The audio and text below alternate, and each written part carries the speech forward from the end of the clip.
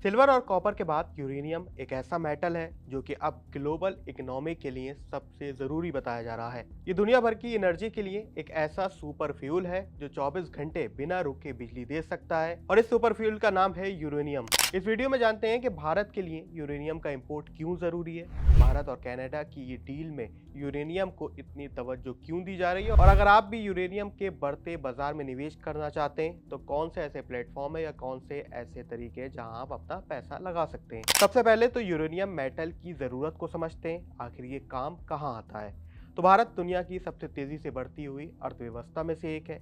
इसी वजह से भारत में हर साल बिजली की मांग 7 से 8% की दर से बढ़ रही है। ऐसे में भारत कोल यानी कोयला के अल्टरनेटिव के लिए कोई ऐसा मेटल ढूंढ रहा है जो कि फ्यूचर एनर्जी में भारत के काम आ सके। साथ ही 2070 के लिए नेट जीरो कार्बन के लिहाज से भी यूरेनियम एक ऐसा एसेंशियल मेटल है जो भारत की ऊर्जा जरूरत को पूरा कर सकता है। यूरेनियम की खासियत यह है कि वह एक छोटे से छर्रे में जितनी ऊर्जा होती है उतनी 800 किलो कोयले में भी नहीं होती है। यह भारत जैसे देश के लिए एक बहुत बड़ा एडवांटेज है। सौर ऊर्जा रात में काम नहीं करती है, पवन ऊर्जा यानी विंड एनर्जी हवा में निर्भर है, लेकिन न्यूक्लियर रिएक्टर यूरेनियम की मदद से साल के 365 दिन बिजली दे सकते हैं।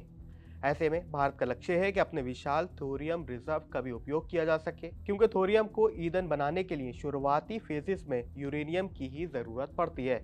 अब बात करते हैं कनाडा और भारत की यूरेनियम पार्टनरशिप को, जो हाल ही में हुई है।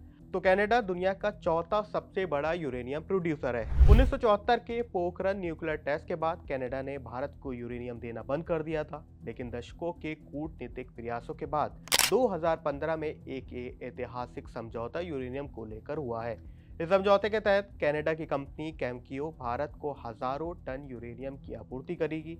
कुल मिलाकर ये डील केवल व्यापारिक नहीं है, बल्कि ये भारत के परमाणु कार्यक्रम को दुनिया में मान्यता दिलाने का सबसे बड़ा प्रतीक है।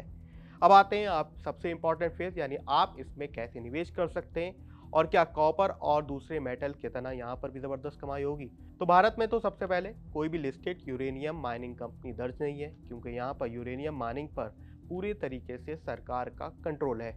लेकिन इस मेटल में आप अंतर्राष्ट्रीय बाजार में निवेश कर सकते हैं। सबसे पहला ऑप्शन है स्टॉक्स। यहाँ पर आप वैश्विक दिग्गज जैसे कैमकियो या फिर कैजा टॉमप्रम जैसे शेयर्स में अंतर्राष्ट्रीय ब्रोकिंग ऐप के जरिए खरीद सकते हैं। इसके बाद आता है ईटीएफ। सबसे सुरक्षित तरीका है यूरेनियम ईटीएफ, जैसे कि ग्लोबल एक्स यूरेनियम ईटीएफ। यहाँ पर भी आप यूरेनियम कंपनीज में निवेश कर सकते हैं। कई कंपनीज का ये पूरा ग्रुप होता है, यानी ईटीएफ में आपका ज़्यादा पैसा सिक्योर रह सकता है।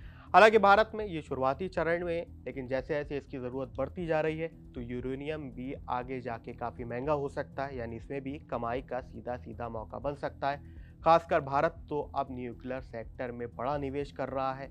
बजट से पहले भी कई बड़े अनाउंसमेंट किए गए थे, एक नया बिल भी लाया गया था बजट से पहले। तो कुल मिलाकर यूरेनियम एक ऐसा सेक्टर होने वाला है जहां पर बड़ा पैसा बनने की उम्मीद है। तो क्या आप भी कॉपर, सिल्वर और गोल्ड जैसे मेटल्स के बाद अब यूरेनियम में भी निवेश करने वाले हैं? हमें कमेंट सेक्शन में ज़रूर लिखें।